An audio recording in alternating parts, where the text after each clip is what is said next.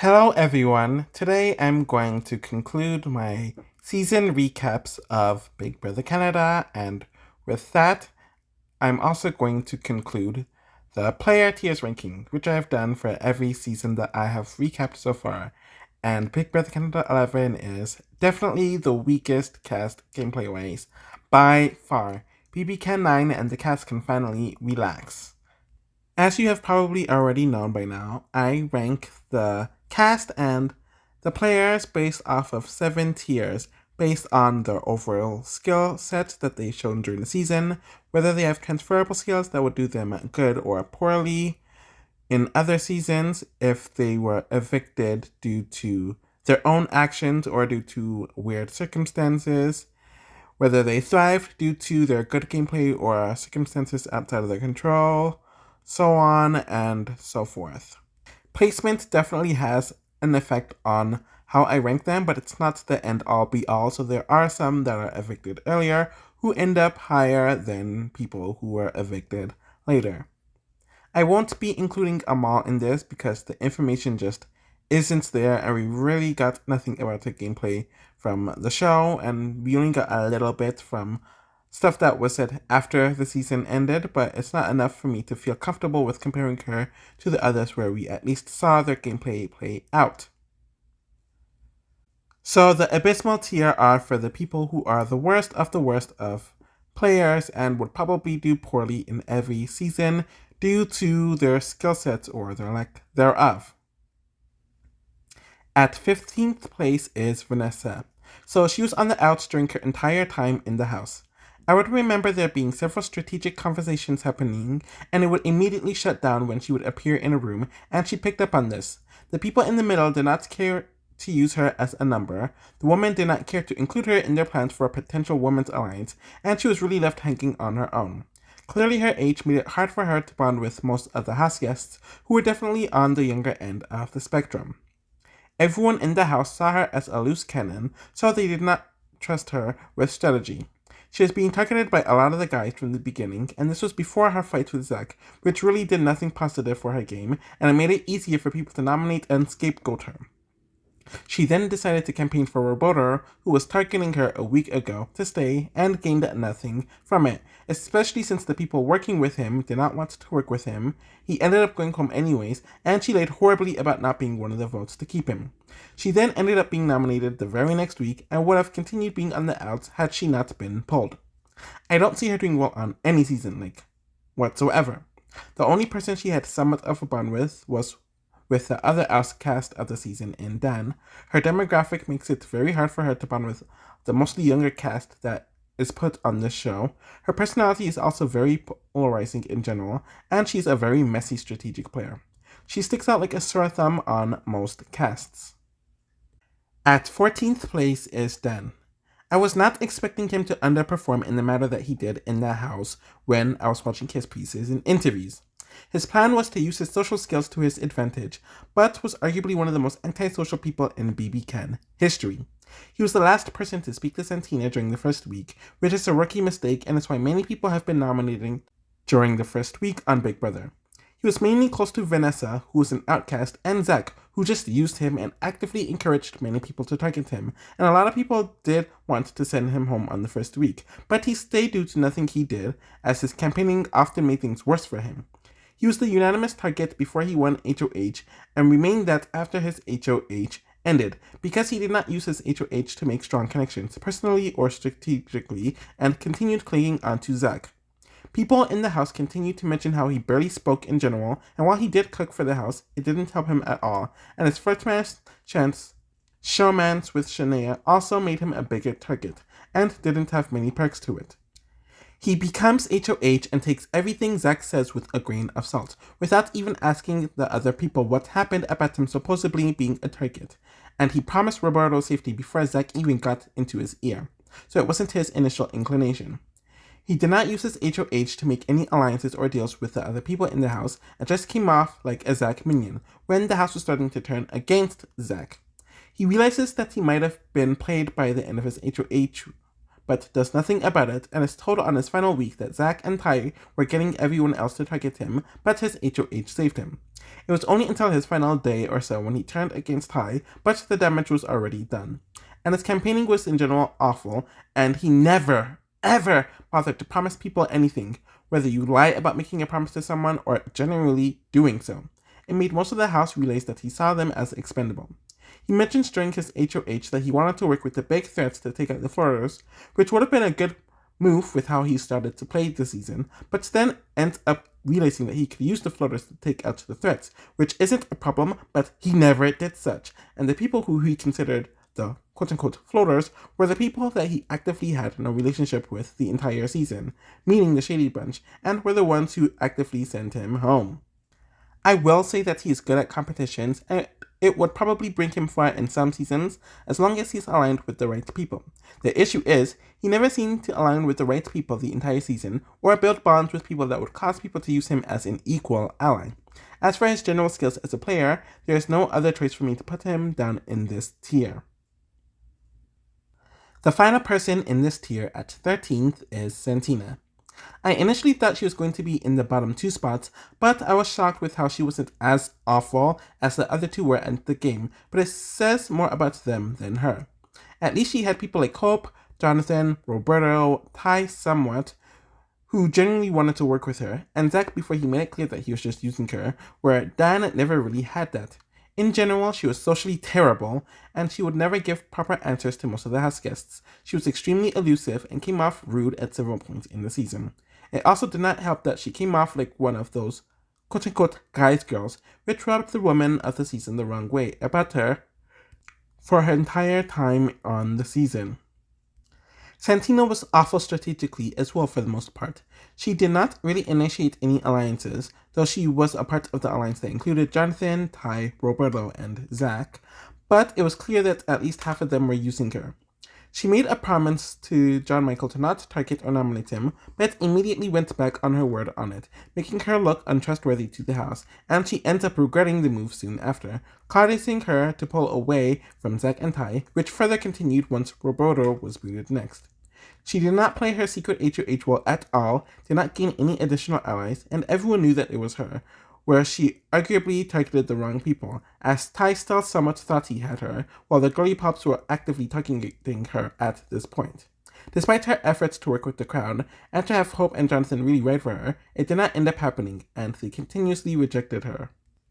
Santina was good in competitions, which is her main strength in my opinion, and I do give her props for having solid allies and trying to rectify her wrongs and mistakes, which is more than what I can say for Dan. But when you break down her game week by week, it is awful.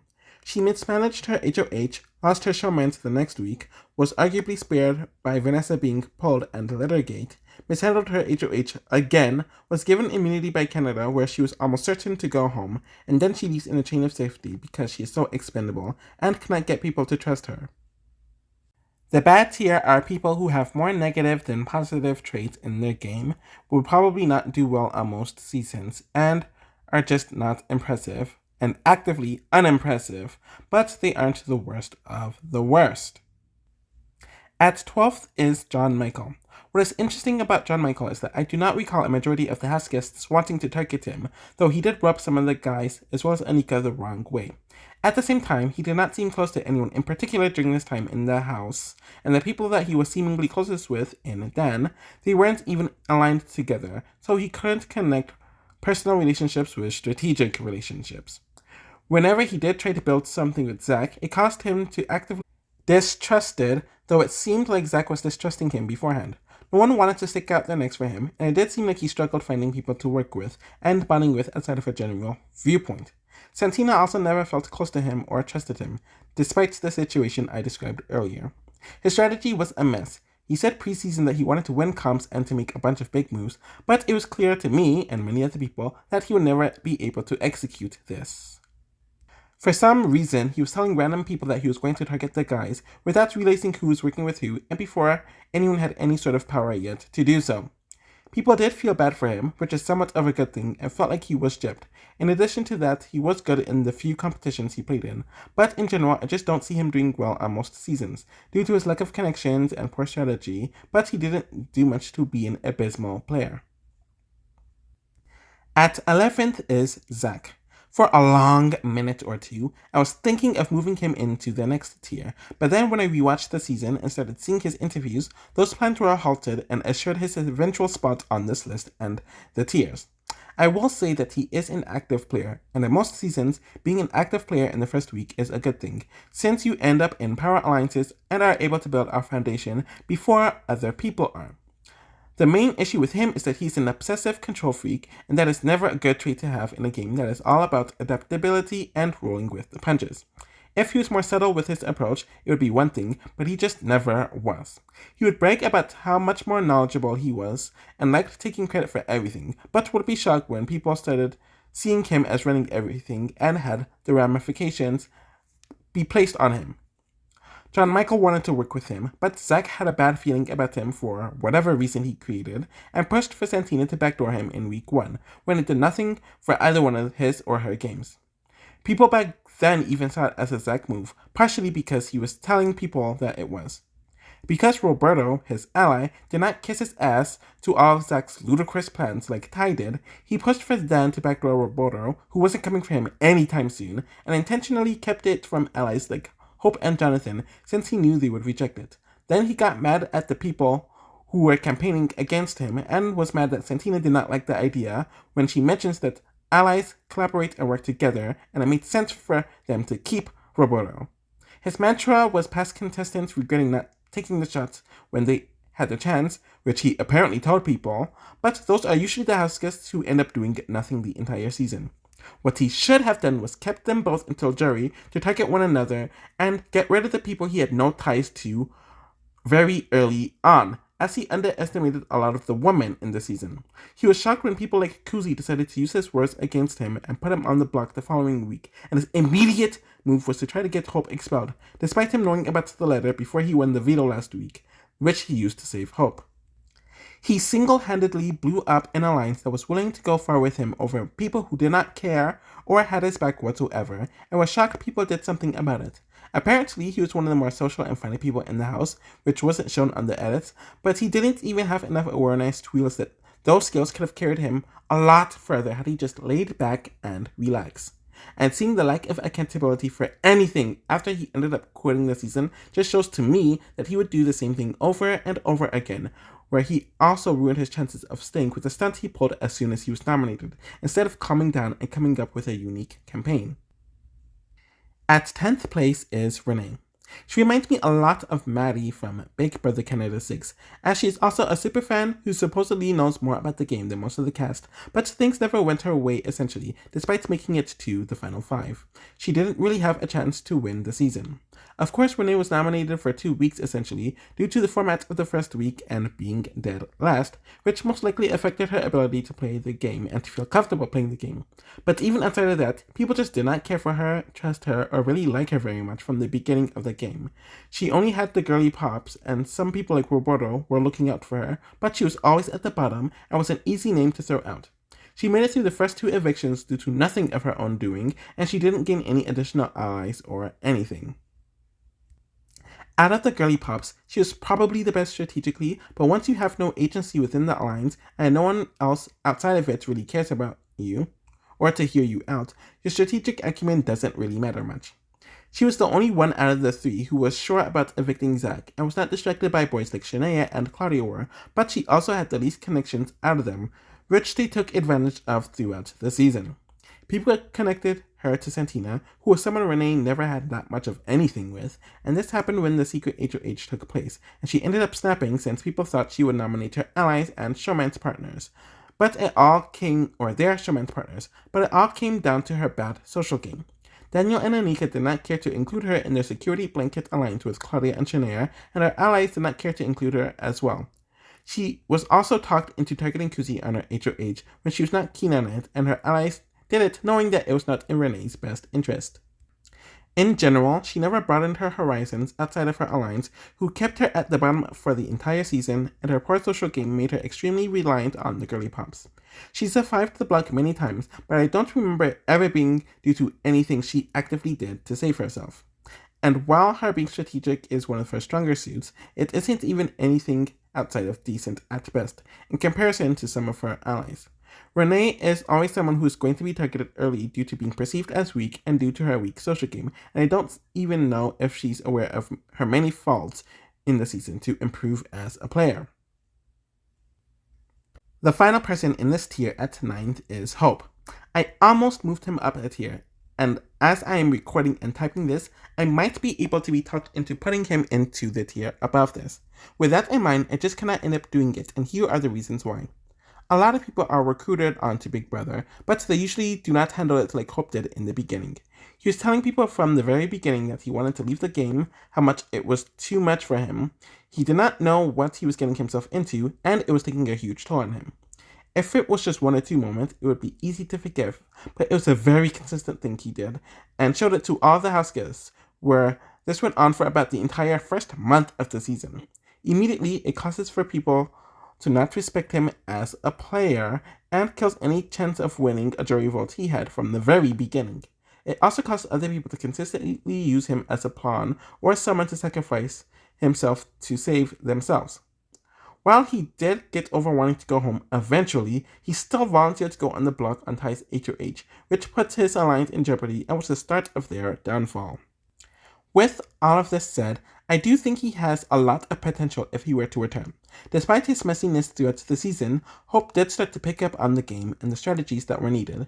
He was able to see that the girls were getting close and thinking about working together from that first week, and was able to pivot to another alliance in the Crown, which included some of his prior allies and new ones, after the Bro alliance self-destructed due to nothing of his doing.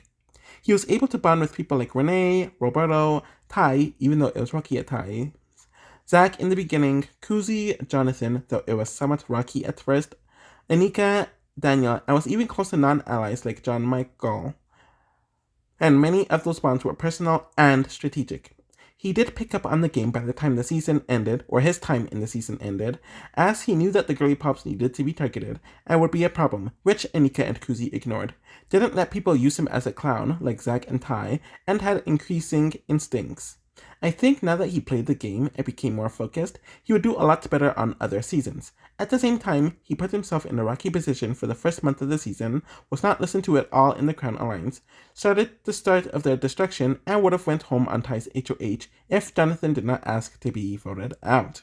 Now we move on to the potential tier, and this is the tier where I either put people who aren't bad players, but aren't good players, but I don't think they're mediocre, and these are people who I think had a lot to learn and were picking up on stuff quickly, but were either taken out due to unforeseen circumstances, had something outside of their control happen, or were just taken out too early before they can show off their full potential. So there was only one person in this tier, and at 8th is Roberto. It is ridiculous, and it shows how bad this cast is, that I have a second boot higher than many of them, but it is fitting that he is right in the middle of my gameplay rankings of the season. Clearly he isn't a good player due to how early he was booted, but I don't really see how he's a bad player either, especially with the circumstances of his eviction. On his eviction week, most of the people did not enter the week targeting him, and even Dan was not planning on targeting him, as Dan initiated the promise to keep him safe before Zach got involved. But because Dan was the target by most of the house entering the week, Ty and Zach saw this as an opportunity to take him out. They intentionally did not tell most of their allies the plan to target him because they would have stopped it, and a lot of the allies did vote to keep him, causing one of the 2 split votes in the season, and the swing votes did consider keeping him since they felt like he was taken out for petty reasons, so there is merit in his favor. At the same time, he did make some faults, and I have to mention them. He got too visibly close to the boys, which helped the perception that all the boys were working together, and it was probably why they did not bother keeping him when it came down to it down the line. In addition to that, he did not realize that it was Ty who did not like and was actively jealous of him, poisoning Zach against him, even though he trusted Ty and it did not benefit either one of them to target him. Just because you have a sane approach to the game, it doesn't mean that other people are and have that same approach to the game, and he cannot deal with the erratic approach of Ty and Zach, and he was generally more passive in comparison, where it would have helped him more if he was more aggressive. Also, his flirting with Shanae and Santina made it easy for people to have a certain perception of him and to paint a narrative, and it's kind of weird, especially since there's that whole stereotype of the Latin lover, but I might be stretching with that one. I think he would do pretty well on most seasons, and here are the reasons. He had the pretty standard strategy of getting into a solid alliance, making solid relationships with people outside of the alliance, like Renee, Shanae, and some others, suss people out who are sketchy, and pick up on the game as you go. In the few competitions he competed in, he was very good, so he did have that going for him. The house knew that he was picking up on the game and was a social player, and instead of being used as a weapon to take others out, which I think the crown should have done, which is what the likes of Kuzi should have done and included him in that alliance that formed the following week, he was taken out due to it instead. Now I'm moving on to the mediocre tier, and these are the people who are middle of the road, middling standard players. They're not good players, but they're not bad players, and I don't think they have untapped potential, so they fit here. And the first person on this tier at 7th is Jonathan. My opinion on Jonathan as a player was a lot higher than where I see him now, but I rewatched the season and his flaws stood out to me a lot more.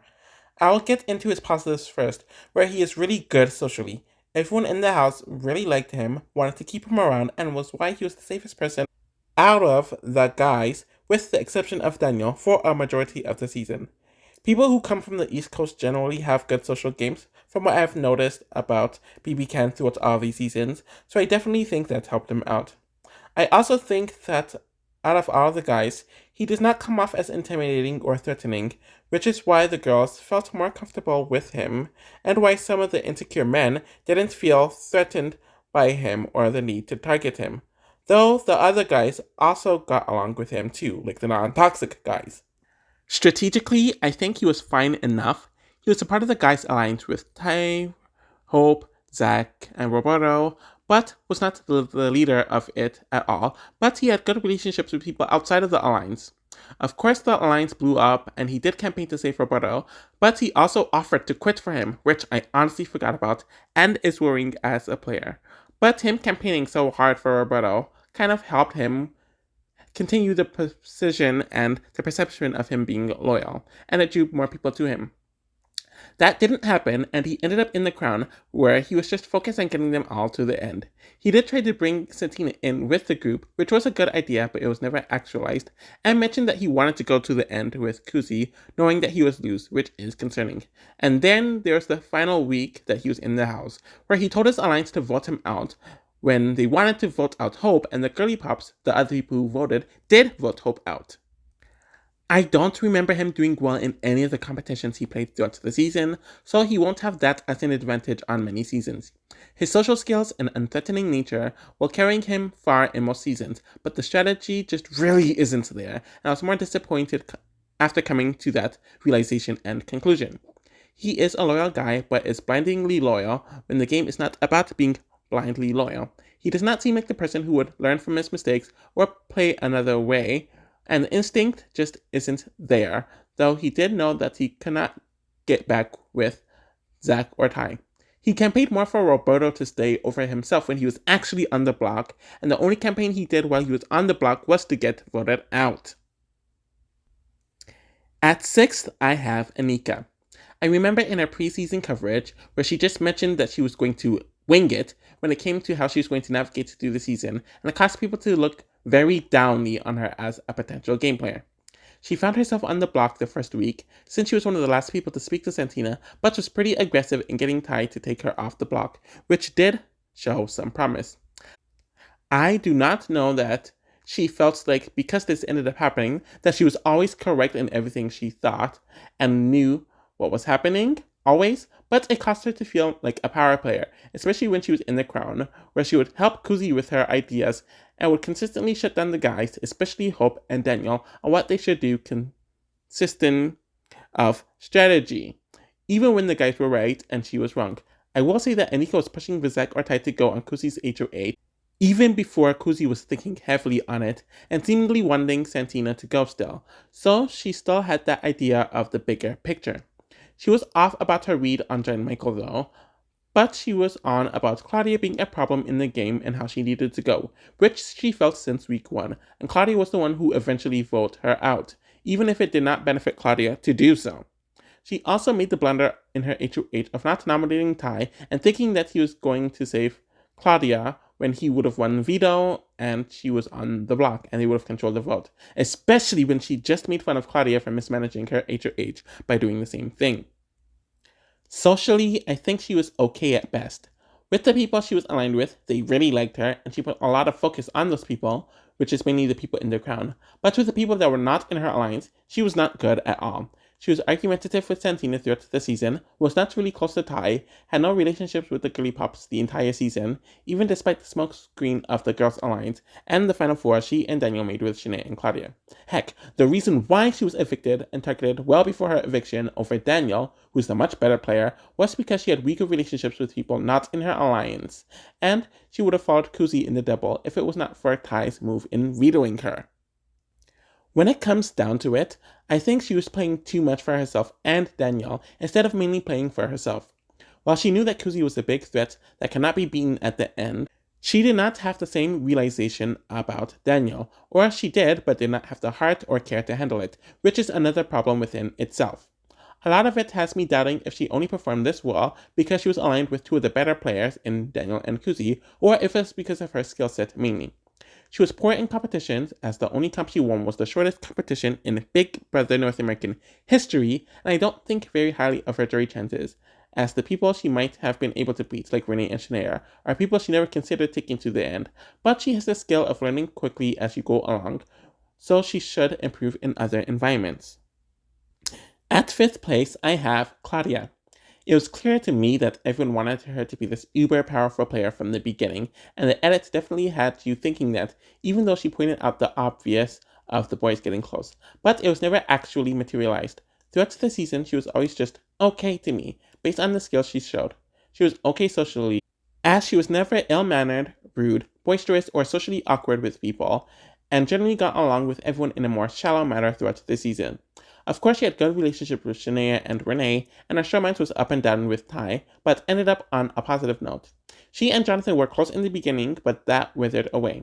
Many of the house guests mentioned that they felt the girly pops did not have strong social bonds with people outside of their alliance, and that was why they did not want to vote for anyone in that group in the end, and Claudia even addressed the weaker social game in her final answers. Strategically, there isn't a whole lot to talk about.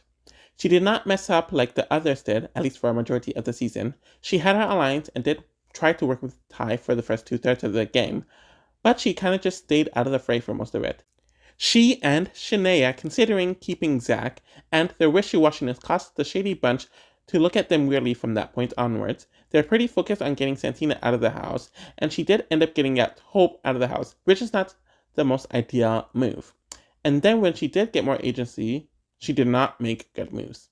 She did not put Tai up during the double, though she knew how shifty he is in general, and how much he did not like Shania, and even then, she could have just nominated Renee to have some sort of agency, instead of nominating Shania like Tai wanted. Threw Renee to the wolves in the final 5, and evicted Anika, who she had a better chance of beating at the end than Daniel, mainly because Tai wanted her to evict Anika. In general, she's just an okay player. It is clear that she is not all the way there strategically, and I argue that she's the worst strategically out of the girly pops, but did the least to piss people off in the comparison, and is the easiest to deal with. Renee even mentioned that when the going got tough, Claudia fumbled and dipped. She's very good at competitions and is athletic, which will serve her well on other Big Brother seasons in general, and she's okay in the other elements of the game. I don't know if she's really aware of her faults, and if she can improve on them in general, so yeah. Just missing the podium at 4th is Shania. I'm really shocked that she ended up being this high, and I most certainly did not expect to put her on here when I rewatched the season and when I was making this list. But it was mainly because there were more faults in the other games than me thinking highly of Shania. From what we saw and heard, she was more focused on getting into a showmatch for the first half of the season. She spent 3 weeks trying to get into a showmatch with Roberto, but when he friend-zoned her, she moved on to Dan, who was evicted 2 weeks later. That meant she was more focused on getting in a showmatch for 5 weeks, and she was in the house for 8 weeks. She was very vocal about it, and when things did not go her way in this element, everyone in the house knew about it. But once both boys left, something in Shania definitely changed, and she became a lot more focused, which definitely benefited her positively. She had the reputation of being seen as a floater who was doing nothing, and that was partially because the girly pops were not winning competitions for the first half of the season, but because she was so boy crazy for a while, which had her winning chances very low.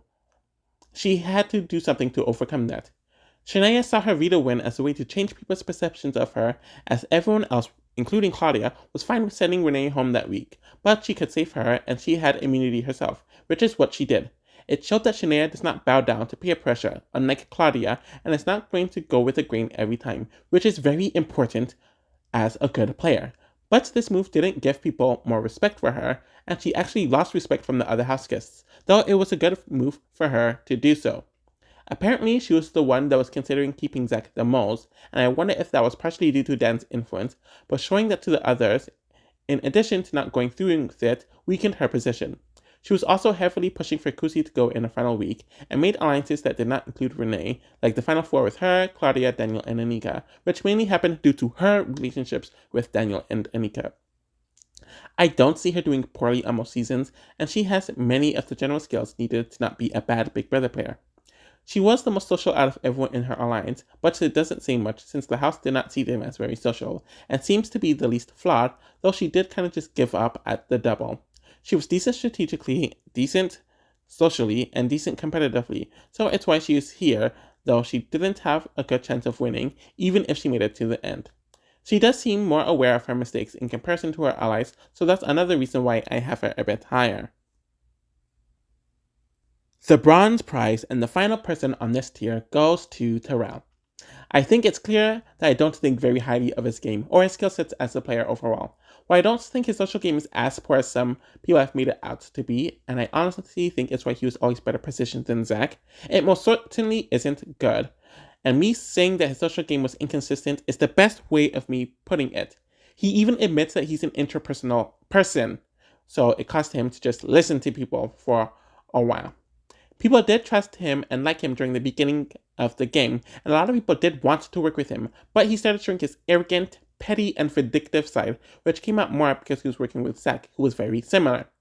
He did not handle Zach getting targeted well at all, came up with the most ludicrous plan, and acted horribly, which not only caused him to almost quit, which was just very weak in a lot of people's eyes, but it caused for most of the house to not want to work with him, and to not work with him for most of the season after that point.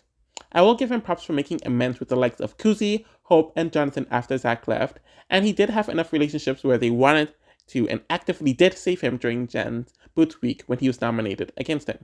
After that, he became a lone wolf, never took accountability for why he became a lone wolf, and continued picking fights with people all season long, because he has a very his way or the highway mentality.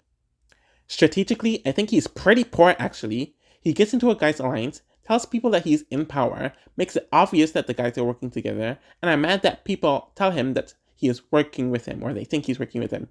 He targets Roberto because of petty jealousy that had absolutely nothing to do with gameplay, where he literally created problems out of nowhere, and actively destroyed the guy's alliance because of his poisoning Zach and sending him home without telling his other allies, and also lying about the plan to several people, even though he told some of them his intentions earlier, and alienating people like Santina, Hope, and Jonathan. It was clear that because him and Roberto were a lot alike in career paths and being exotic, good-looking people, he saw that as intimidating instead of working with him. Everyone in the house sees this as his and Zach's move, and when he tries to poorly clean up Zach's dirty work, he gets mad that people aren't falling for it. He wanted to hope to quit for Zach and then tried to claim cheating to get him expelled, which was just extremely tacky. He told people in the house that Cozy's HOH was essentially his HOH, and almost quit because he didn't get his way for the first time the entire season at that point. The Dan Boot week is one of his better weeks gameplay-wise, since he was saved by his relationships, but he was saved by competitions for the next 3 weeks, or else he would have been evicted due to his poor gameplay. And during the last few rounds, people not only didn't nominate him or target him because they assumed he was going to win a competition that would keep him safe anyways, so they are hoping that his comp wins could keep them safe, so it wasn't due to his social game at all at that point. Even him targeting Shania came off as more vindictive than strategic, since there's really no reason why she specifically had to go in that round. He is a great competitor and one of the best competitors in BBCAN history, though a lot of his competition wins were physical, which is a huge benefit to have, especially if you're around long enough to start winning a bunch of competitions. He does have a cutthroat, self-interested nature to him that is very beneficial to have and is willing to do anything to get the win. At the same time, his relative arrogance, stubbornness, and tendencies to have everything his way rubs people the wrong way, and the way he plays his game is not one that can be repeated if you're placed on many other seasons. A lot of his moves come from a vindictive, envious point of view that had nothing to do with strategy. His social game is a mixed bag, and even his strategy is a mixed bag at best. Because he won, and his general personality, he would play the same way and hope that the same results take place. I also forgot that he actively chose Shania for the veto competition during his first HOH, and she was the only person who would actively save Renee from the block, though he was mad that she ended up doing so, but it was his fault to begin with. So the solid tier are for people who are above average players and who have more positive than negative traits, but they're only a bit above mediocre and are still pretty flawed, which is why they aren't in the top 2 tiers. The silver placer goes to Kuzi. Putting her in this category was something that I definitely struggled with due to the reasons I'm going to get into. Socially, she's one of the best players in the season, where everyone in the house loved her. She was close to Amal before she was pulled. Pre-jurors like John Michael, Roberto, and Vanessa liked her. She was obviously very close with Daniel and Anika, became close allies with Jonathan and Hope, and had good relationships with Ty for most of the season. Santina wanted to work with her all season, and everyone else severely respected her. She was in a good position for the first few weeks due to hit, and everyone would have voted for her to win had she gotten to the end. Her social skills will cause her to be well positioned and do well with being a jury threat. Of course, that would lead to one of her main issues. Her threat management is abhorrent and was based on how she played the game. She wanted to be a memorable player and mentioned that she wanted to make a move when she won HOH, since many people don't get HOH and many others get it only once, so she wanted to take her shot. I thought she wanted to play the middle and hide behind shields, which is why she booted Roberta over Renee, since Zach was not targeting her entering the week she won HOH. But she decided to make such a bold move, and one that some of her allies did not even want her to make, and she ended up being the leader and the shield, when she would have benefited from working with the shield, which put her in the background. She formed the Crown Alliance and some sort of girls' alliance with the girls, which were all good ideas, but the girly pops were very shifty, which they made clear when they were considering saving Zack, and Jonathan and Hope were not strong players that would protect her and she could not use as shields, and were not savvy enough for her to work with. Hence why she should have used Roberto as a shield in front of her, kept him, and used him as a more workable ally in that alliance. She wanted to keep Hope in the game over Jonathan, though he actively made the alliance weaker, and when she won HOH again, she targeted Santina, who was begging to work with her, willing to go to the end with her and lose, and Santina was a good competitor that Kuzi could have used as a shield. Ty also approached her with final twos several times when it was the optimal way for her to win, and she could actually beat him at the end, but she rejected it until her final week when she was desperate. Competitively, Kuzi was good in competitions, which definitely helped her alliance have some power, but the issue is, she was the only one who was good in competitions in comparison, which made her stand out even more.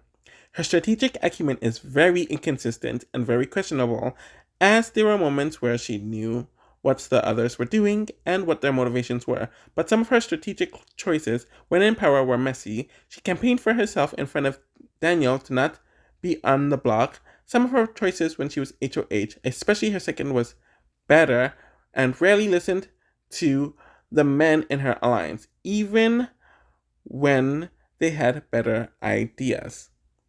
She also wasted money grabbing the money in her final veto comp when she was definitely in danger of being sent home and was the most likely replacement nominee. I almost wanted to put her in the mediocre tier, to be honest. And first place is Daniel. It was easy for me to put Daniel as the best player of the season, and I and many others have mentioned being a superfan, especially in the modern era, is a huge advantage, especially compared to the rest of the cast, which was very recruit heavy. He played a game based on self-preservation and positionality, which is something that many people did not do in the season.